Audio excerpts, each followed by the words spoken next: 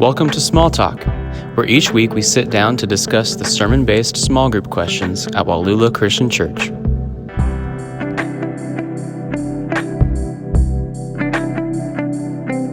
Hello and welcome back to Small Talk, Wallula's weekly podcast. My name is Zach Boland and I'm joined by Craig Archer and Lance Kaufman. We are glad that you're with us today. We are looking at the last of our sermon, or our pastor swap sermons. Casey Robinson from Westside preached this last one from Mark chapter 4 about the power over nature and where Jesus calms the storm. And so we're going to be diving into that today. Also, as a side note, happy April Fool's Day. Did you? Probably yesterday. April Fool's Day when this comes out. Oh, that's right. It will be. It's April Fool's Day. Oh, yeah. Retroactively, happy April Fool's Day. April Fool's Day. It's not really April Fool's. You were telling a story and I interrupted you about something your daughter did. Well, yeah, so I went home for lunch and I was getting some stuff ready out of the fridge and she said, "Oh, wait," and she ran to her room and then she said, "We made brownies," thinking she's going to come up with a pan of brownies. And then she gave me cut up pieces of paper with brown E's written on them. Yeah. And I was supposed to bring them to the podcast and say, "I got you guys brownies." Yeah. And throw them on the table. And throw. Wow. But Haley's teaching them about April Fool's Day today. Yeah. And About when it's okay to lie. Right, exactly. So it was funny. She got a Sharpie, and on our milk in our fridge drew a little face, so it's like two little eyes and a frown, and then like furrowed brows, kind of like it looks like a little angry. And this morning at breakfast, Haley was like, "Hey, did you have any milk yet, Elsie?" And she's like, "No, I had some yesterday." She's like, "Was it bad?" And then she's like, "Can you go check the milk and see if it's bad?" So she opens the fridge, and that face is on there, and it looks like a mischievous carton of milk. And she didn't totally wrap her head around that joke as much. Right. But we had some bad milk in the fridge. Check the date, it's fine. Yeah. Also, someone graffitied it. Well, that's fun. So then actually at lunch, they were just drawing angry faces on like our bags of chips. Sure. And, Yeah. like everything. And then Ava held it up. He's like, bad? "No more chips. These are bad." So Kind of that's April Fool's Day in my house. Yeah. hit home. That makes sense. Yeah. I mean, but really, I threw out food yesterday. I was like, this has gone bad for sure. Yeah. So I could have done that on some food in my house. When's this salsa last been used? Ugh. Anyway. No, really, like I just... Yeah, Just sure. It happens. You purge food and you're like, this Tupperware is... Anyway, there's a lot of food that was... Did you just throw the Tupperware No, away? no. That's what I want to hear. It's not that bad. Have you ever just thrown the Tupperware away? Be honest. Maybe. I for sure have. I have. Maybe if it, Like- yeah, I guess I have. Like when you're looking at it and you're like, I don't, like you could see stuff growing and you're like, I don't even want to crack this thing right. open. And you think, what was this? Yeah, yeah. That's your cue. Get out. Toss it. Yeah. You take the trash out right away. Oh yeah. Bury it a little lower. That's exactly. Yeah, I did it all, and I was like, I got anybody it. to find out about this. Yeah. I don't want to be in trouble. But There was one time, we used to have when Graham was born. You know, it's your firstborn. Everything's a care bigger of him. deal, right? Yeah. Yeah, it's a lot bigger deal. Yeah, And so we had really love that first one. Yes. Yeah. So we had what the diapers that are the diaper genie? no, but the The good diapers. you don't throw them away. You What am I don't trying to use say? them Cloth twice. diapers. We had cloth diapers. Wow. Oh yeah. Yeah. We got over Yeah. that with Selah. But well, because they give you so many disposable diapers for like Yeah. new baby, Yeah. and then we used them, and we're like, it's so much nicer just to have. So we just kept going. But one time, you have to clean it off and then kind of put it in a special thing before you wash it. And then one time it was so bad, I was like, I'm just chucking this whole diaper. Yeah. It was. I don't want to mess with it. It was so. Sure. Yeah, and those, we only had a set number of them, and I still was like, it's going. We're Yeah. just throwing Right. the whole thing. But anyway, so April Fools. I don't know what else. No. That was it. So yeah, Drew some pictures on his diapers. I don't know if our family's ever Angry done face. April Fools. Here's that angry Bad face. diaper. That would- Sorry. That'd work. Yeah, that's what you do. No, I don't think my family ever. I can't remember anything where someone has done something No. on April Fool's and it's like, oh, they got me, family or anyone Haley's else. mom is really into April Fools. Yeah. Yeah. Like years ago, she called us one time and said that Gene got in a wreck. Oh, my word. And she's like, he's fine, but he got in a wreck. There was no wreck. And once we got to Right. the hospital, they were like, Yeah. April Fool's. I don't feel like that's a. Yeah. That is just lying. Yeah. Just. This is my. That's pretty rough. This is the best day for me to be deceitful. That's a little different than So, that's a little yeah, different no, than brownies. Yeah. A little bit, yeah. Yeah. Yeah. Yeah. Which is hard to imagine her. Sweet. Yeah, I was woman, saying, yeah. Just, well, Tricking Gene might everybody. not walk She again. doesn't mess We around. don't know. we don't know yet. But gotcha. Yeah. It's like, oh, okay. Yeah. Yeah. Yeah. All right. Well, we will begin with the fun question, and it says it could have been an April Fool's question. Could have carried on with Wasn't that. thinking ahead. Yeah. But it says, are there any specific animals that you're afraid of, and why? So I am kind of interested in what you guys would say because we don't. It's not like that's a common conversation. You've And never I've asked never me. I've never seen you guys like react strongly toward, because sometimes we have animals here, that are in the walkway or whatever. Sure. But what about you, Craig? Lately, I have been going on runs at night, and currently, dogs at night is my answer. Okay. I almost had a run-in the other day, and I was Literally. Yeah. a little scared. But the owner was in the yard with him, and he just started screaming at that dog. Oh. So Right. it wasn't fenced or anything. No, it was like about to chase after me. Yeah. And it was a very large dog. Yeah. And the owner, I can't repeat the things that he yelled at that dog. But it was effective. And it was, yeah. And I was like, whoa, dude. Like, Yeah. the dog doesn't know English. You can calm down a little bit. Yeah. And so currently, I would say that. Other than that, like, I mean, if I run into like a snake in the wild or something, I'm a little, ugh. Yeah. But There's nothing that you're like traumatized by that you're just like that's a phobia or some sort of I don't think so. Yeah. Verbally abused dogs. And yeah. Yeah, that whole situation was a little, I was like, wow, I don't know if I should come back in this You don't direction. think about that, but like Amazon drivers and stuff like that, I bet they have mailmen that they would have stories of because it's every day, going to places. One time we were on a walk in our neighborhood, and a dog just jumped over the fence from its own backyard. It's like the fence was not doing what it was supposed to do. It just, without any effort, just went over the thing. yeah. And and our kids were like in our wagon. We were on a walk, but that made me really nervous too. 'Cause I was just the way that he was like so on edge and sprinting around. Yeah. I was like, what is happening right now? Yeah. And then he just jumped back over the fence. Yeah. It's like, oh, Crazy. Yeah. Yeah, I couldn't think of anything that like as far as fear or phobia or that's the one thing that always gets to me. Really, the only thing I could think of, and it's kind of like what you were saying, is if I'm surprised by it. And so you think of like snakes or spiders or something, and even that.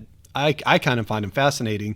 So if I see them far away, or if I go, oh, I'll check that out, and then get to kind of walk up, especially with spiders or whatever. But then it's not an issue for me. Or like here at the church, I'm the mouse guy and the spider guy, and there was a bat once that I had to go get, and I have no problem. They're a like, rabbit behind the stage one time. Oh yeah, the rabbit. I opened up the door staring at me, and I called you, and I said, I was shut like, it get a real trash quick. can or something. You're like, I don't help know. me. No, so I don't mind, even if it's alive, and they're like, hey, there's a snake in the walkway. I find that really fun. I'm like, oh, let's go get it. So we grew up in Texas, there were just snakes everywhere. But I do remember also like one time we were my stepdad, he was mowing, and we had these rabbits that were in a cage on these wooden horses, whatever. But he couldn't mow underneath it, and so the grass kind of grew up. And then one day he's like, don't come outside. And I was in second grade, and he just got a shovel and started scooping the grass, and he had heard it was rattlesnakes. There was a couple of them, and he'd pull them out, And so, that freaked me out because I'm the one who fed the rabbits. So I was going out there every day, you know, yeah. and so I was right next to them and nothing happened. So looking back, I was, you know, that freaked me out. But even so, like as long as I'm not surprised by it. Yeah. The only thing that it's like if I hear that they're around or if I see one, I do get a little nervous. Is I've said hornets because you just don't know what they're going to do. And so basically kind of like your dog story. If I think I'm about to be attacked, Right. So those are the only ones I'm like not messing with those. Don't care, you know. Let's get rid of them. But yeah, no, I don't have any big things that I can think of. Yeah, me neither. I was going to tell a story about a dog, about a couple animals. When I was a kid, we had chickens, and I would collect the eggs, and I would sell the eggs to some neighbors. And my grandfather, in particular, who lived around the block, but it was a country block, and so, you know, it's a couple miles away from our house, mile and a half, something like that. And so I would ride my bike with, you know, eggs, probably in like a grocery sack. I don't remember how I did this exactly. Tucked under my arm, I'm not sure. Probably in a grocery sack, and on my bike, and I'd pedal these eggs around the country block. And there was one house. It was in the country, right? And so they were not, you know, dogs, fences, those things were not really prevalent there. And so this dog, one house with a dog who would chase after me every time. And so that was, you know, I was always leery when you got close to that house, speed up, try to get by, you know, without the dog noticing. So, and the chickens though, you know, you learn to feed the chickens and then collect the eggs because, you know, if the chickens know you're stealing their children, they get angry too. Rightfully so. Yeah. I did not know. I haven't had chickens, so I didn't even know that. Yeah, they'll defend their eggs. Yeah. Do they just peck you and stuff? Right. Yeah, they're chickens still. They don't. Yeah. Okay, this is legit because I don't know. They don't like turn into Hulk smash. No, but like, does anything, it? Like, I'm not saying does it not hurt or whatever, but like, does it even break the skin or is it just like annoying? I mean, do you bleed? It hurts. I guess you could. Yeah. I don't remember ever bleeding from Okay. it or anything. I don't remember anything that traumatic. Yeah. But yeah. Okay. That's Yeah. pretty cool. I didn't know. I feel like we don't really have great answers here. I feel like if we ask anyone else on staff, Right. like Maybe. Tara or Linda or Maybe. Katie, they would be Tara's like, birds. She's talking about that. Right. yeah, but like mice, if there's a Yeah. mouse anywhere, they're like, Oh man, yeah. they don't mess around. Right. They're on their chairs and Chickens, I don't really remember being pecked too much. Chickens will, you know, you go reach in for the eggs, and I don't know the right word for this, but they will, you know, kind of puff their feathers out. Looks like an angry chicken, you know. Right. They try to make themselves look as big as they can, I suppose. Yeah. Is the deal Intimidate there? you. Yeah. I don't know the right word. Somebody will tell us what a puffed up chicken looks like. yeah, I don't know. yeah, What that word is. yeah. Those there are you our go. stories about Yeah. So basically, afraid of none of animals. us are as scared unless we're being attacked, and then, right. and then rightfully so, we probably should be a little nervous. All right. Or that we'll admit to here. Yeah. Well, we're going to move on. We are in Mark chapter 4, looking at Jesus calming the storm, and so we're looking at question number 4, where it says, compare and contrast Jesus' attitude in the storm to the disciples' attitudes in the storm. So we see two different reactions going on here to what I think is justifiable. Like they're worried about their own life and safety, and Jesus is just sleeping. What did you have, Craig? Yeah, I just made a little compare contrast list between the two. And on Jesus' side of my list, he was resting, sleeping, kind of a sense of calm, not worried. And part of that is being a member of the Trinity and having power. And he's about to exercise that and show the disciples that he has power over creation. And so he's probably, kind of a sense of being in control. And confidence and over his Right. confidence of his power over creation. And you contrast that with the disciples and worry. I brought this storm into the world, and I'll take it out. Yeah. He could say that. Yeah, he could. Jesus I could. mean, wow, what a Yeah. statement. Yeah. The disciples worry had kind of this thought of like Jesus not really caring much. That's how they kind of perceived Right. it. Yeah. So they were afraid. They went to Jesus for help. And so we see that reaction. And as I was thinking of this list, I thought about our conversation last week. I was just reminded of when we were talking about Daniel 7 and the monsters coming out of the sea Sure. in the beginning of that vision. And we've talked about it before. I think even back to our conversation like in Revelation, like the waters, the sea, that is in like first century and throughout Scripture, that's kind of a representation of chaos or The abyss. the abyss, the Yeah. depths of the sea is like this big unknown. Mm-hmm. You see that in the end of what is it, Micah, when it says like the way that God will like forgives our sins, it's as if tossing them into a bottomless sea, so we'll never see it Right. again. And so I kind of was thinking about that too, in how getting on a boat and going out onto the water, you know, that probably added a little bit to their fears because it kind of had that connotation of something that's out of their control and chaotic. Yeah. And like you said, the abyss and the depths of that. So Yeah. I'm sure the disciples were feeling that too.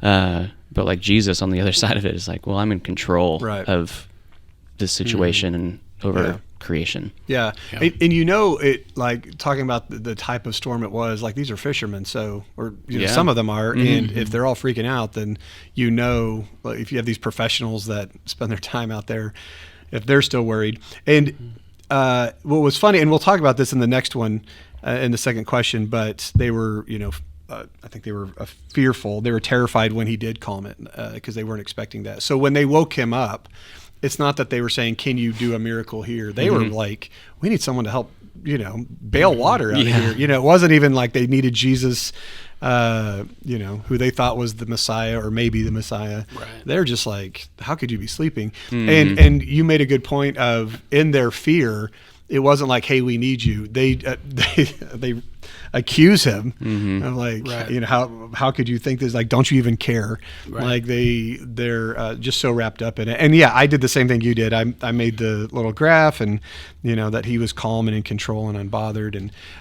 And I still feel for the disciples though. Yeah. Like, you know, when you're in the middle of a life, I mean, I don't think they're exaggerating when they're like, we think we're going to, you know, drown, we're going to die.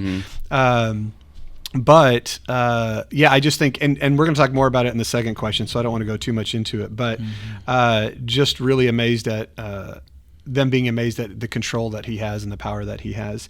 There was a fun fact about this, is that this is the only place in all of Scripture and all the Gospels that we see Jesus sleeping, that it mentions him sleeping.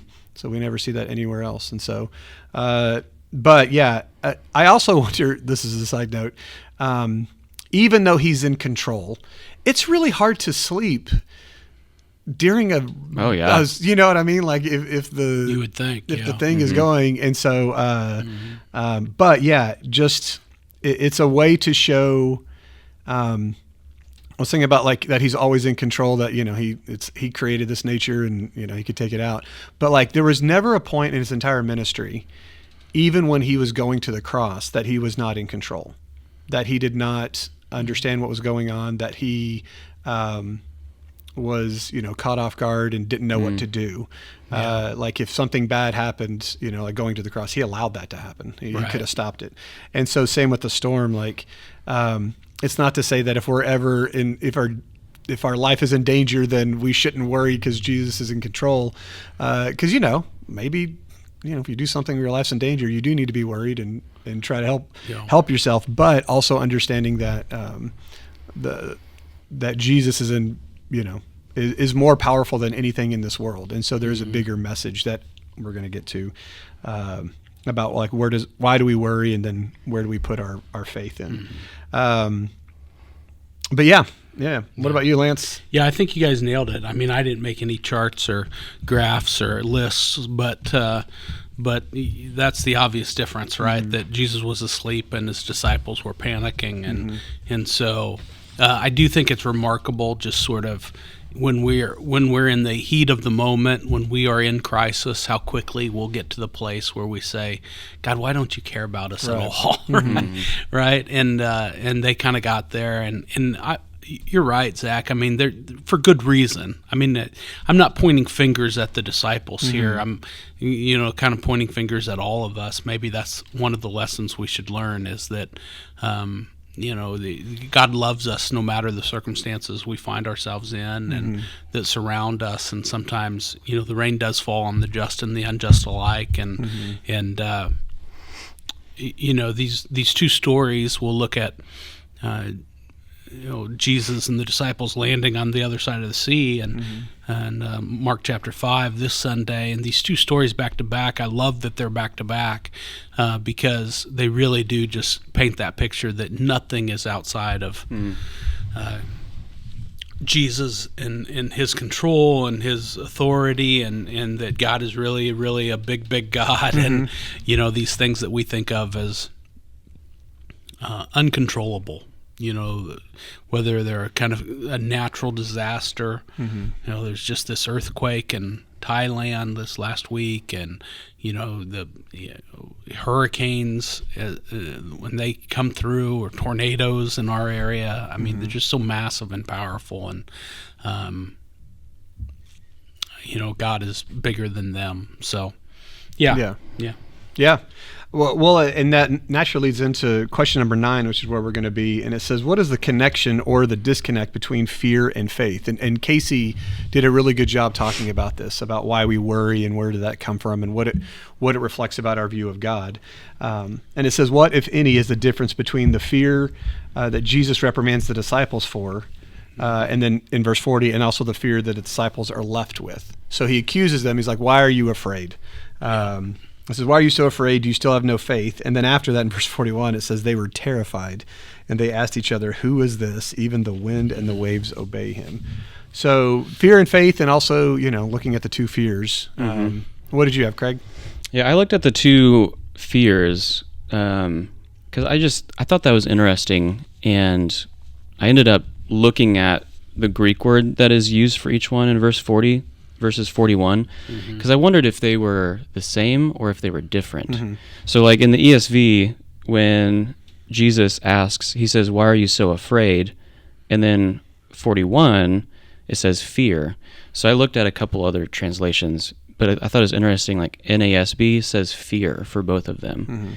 But they're actually two different Greek words, which I thought was like, okay, so that's one of the challenges of like reading a story in English, right? And especially this, where it's like you can read it in English and just think it's the same kind of fear. Yeah. But the one that's mentioned in 40, the Greek word is delos, and it's a much simpler definition of fear whenever that's used. So the definition: cowardly, fearful, timid, lacking confidence. Kind of a sense of like dread, and it's almost always used in a negative connotation. And this is them to the storm. This is them to the storm, and so they're looking at the massive power of this storm, right? And they're thinking about how small and out of control they are, and so that word is used when Jesus says, "Why are you so afraid?" But then the reaction to Jesus calming the storm and his words after that. Says that they were filled with a great fear. Casey kind of talked about that word great, like that mega fear. And that word is phobos. It's where we get the word phobia, like a fear of something. But this one has a lot more nuance of how it's used, and oftentimes it's used in a positive connotation whenever it's used.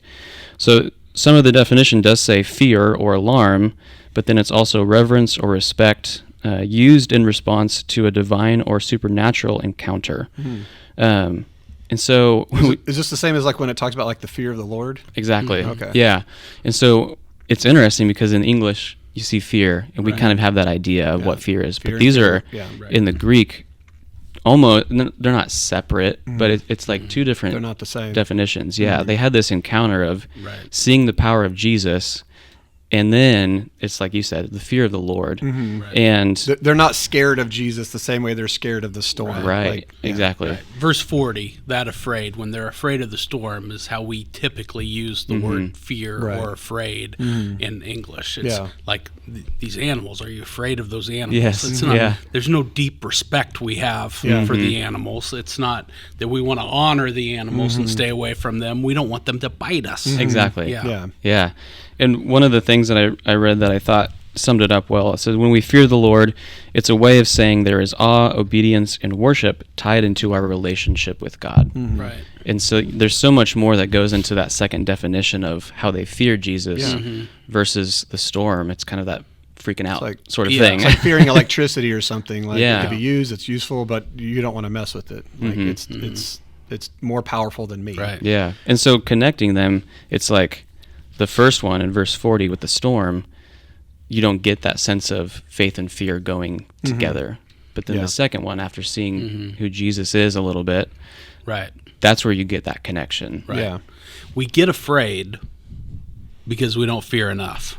Yeah. Hey. We get There afraid you go. because we don't fear God enough, right? That's sort of what's going on here. tweet Yeah. that out. You know, they just like Tweet that out. tweet that out. Put that on. Yeah. Put that on a screen or something. Uh-huh. You can. Well, next time you preach, you text should on write the- that down in 8 years from now when you come back to the story. That's right.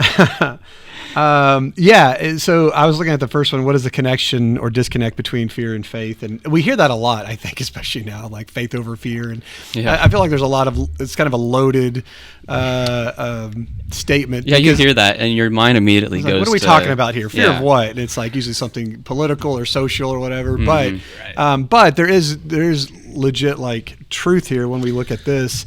And Casey did. Were you going to say something? No, I don't need to. Okay. But Casey did I thought it was really good because he talked about the idea of worry or fear. And he says when we have the wrong picture of God, that's what leads to worry or fear. And he says when we have the wrong picture of God, we don't have peace, and it can lead to worry and fear. And really, we start to fear when we don't feel like we're in control. And obviously, when they're, the storm's going and they don't feel like they're in control. But one of the things he said is, will I trust that God cares for me? So will I still trust God even though the rain falls on the just and the unjust? Right. Do I still trust in God? And if I don't, it's a matter of like, I don't trust that he has my best interest in heart. And so I need to try to fix this. I need to whatever. And basically it's us trying to take control. And so, and then we obviously can't control everything. So when things don't go our way, or when it does become difficult and we don't know what to do, we become fearful instead of trusting that God's way is still best. I do think it's interesting looking at, I remember when I read this a long time ago and it just struck me that, why were the disciples afraid? It's not like this is their first miracle. Like they've seen Jesus cast out demons, which I think would be kind of crazy. They've seen him Right. heal many, leprosy, people who were paralyzed. And so it's not like this guy just came out of nowhere and did this. And so why, if they're used to seeing miracles, when they see this miracle, do they become terrified? And I think and I know it seems weird because if I saw any miracle, I'd be like, well, that's pretty amazing. Right. But I think on one level, it's like, well, yeah, you healed that person or you did that one thing. But then to see him have power over all of nature at the drop of a hat. And it's like, oh, we thought he was powerful. We didn't realize he was this powerful. Yeah. And their reaction was like, we didn't, it reminds me of when I was in China, I was working with the missionaries, and the husband, his parents were there. They were like in their 80s. And it was just a sweet old couple. And I was like, I just thought they were a sweet old couple, And, I was with them for a couple of weeks. And then the grandfather, the old couple, he was asking me about the professors we had at Ozark. And I was like, oh, how do you know my professors? And I didn't realize he was their professor. This was like a doctorate level seminary professor. And he was asking about the old professors that I had, and because he was older. And I'm like, oh, wait, I thought you were this sort of meek, humble, gentle, grandfatherly like figure to, your family. And this guy was like a superstar in my mind of like, oh, you're, the professor of my professor. I didn't realize who I was around. And I almost felt dumb. Like, I can't believe I was just talking to you like a normal person for so long about everything and nothing. And just, like, can't wait to go to McDonald's when I get home and whatever, Right. And I didn't realize who I was around. And so that's a really weak illustration, but it kind of reminds me of like with this, it's like, oh yeah, we kind of know who he is. He's a really great guy. And then he does this and they're to the point where they're terrified. Yeah. Like, we're just casually, we just called him out and said, do you even care if we drowned? Right. And he's just like, the mega calm, like you said. And so the last thing that I wrote down that Casey had said that I really liked, it says when they got in the boat, Jesus was their teacher, but afterwards when they got out of the boat, Jesus in their minds was Lord of everything. Like he had, it was two different people that they had seen when they getting in and getting out, like their appreciation of who he was. And so, yeah, I hadn't even looked at the two different fears, but I really like that comparison there too. I think that sheds a lot more light on it too. But anyway, yeah, that's awesome stuff. I just I've been preaching the story that directly follows. That's what we'll have this Sunday, and as I get to that each week, I've mentioned. I just love thinking about, I wonder how long of a trip. It was about 3 hours normally to cross the Sea of Galilee, they say. And it was a little longer because of the storm or whatever, maybe a couple more hours. And at what point does Jesus calm the storm? At what point in the journey? How much longer did they have? Because I just think, man, how awkward was the rest of the trip? Right? After they're like, you don't like us at all. You don't care if we drown. Yeah. You could do something, but you won't even pick up a bucket. And then just storm stop. Yeah. Like, Alexa. Right? Have you ever shout at the Google? Cut it out. And that's what Jesus with nature. Storm. Stop. And And then they're like, oh. Yeah. Probably didn't want to make eye contact on the way back after that. Like, who is this guy? I just imagine Jesus going back to that, lay down. Just like, you guys, come on. So, yeah, absolutely. I mean, just this idea that you're describing that conversation, Zach, and just how, with this professor of professors, and you're talking about, I can't wait to have a double cheeseburger or whatever, and was I disrespectful to him? And yet, probably, that guy wouldn't have been the professor to the professors if he didn't have that kind of attitude and accessibility. You know what I mean? Super humble guy. Yeah. And it is, anytime we use a person to kind of represent God, it's a weaker, but isn't that, I mean, that's the relationship here with these disciples and Jesus, and that's our relationship to God, that we can be friends with Jesus, and yet he's Lord, he's creator, sustainer, redeemer God.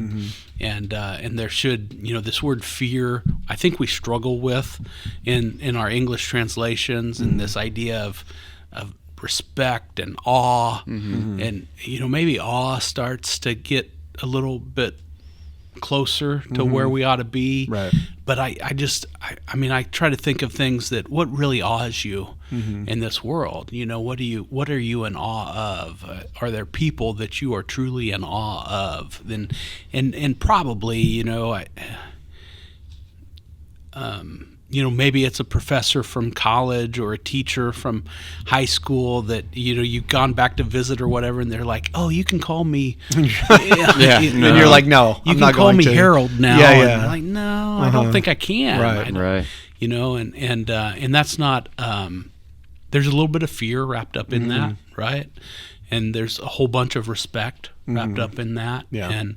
And what's so amazing is that's our relationship with, God of the universe. Yeah. that there ought to be some fear wrapped up into Right. that. He's really big, and he's a God who judges, and he's absolutely right and holy, and I think too often we dismiss that idea of fear. We downplay that. It's hard for us to understand, so we downplay it when maybe we ought to have a healthier dose of that in our relationship. Yeah. And yet we can still, can you imagine jostling Jesus awake? I mean, right? Yeah. You're riding on the bus and you're like, hey, get up, do something, Jesus. Yeah. I mean, but he invites us to have that kind of relationship. I don't think he invites us to be a jerk or dismisses of him. I don't want to dismissive of him. I don't want to give that idea, but we can have that intimate, close, I really need your help right now kind of relationship. Pretty cool. Yeah. Yeah.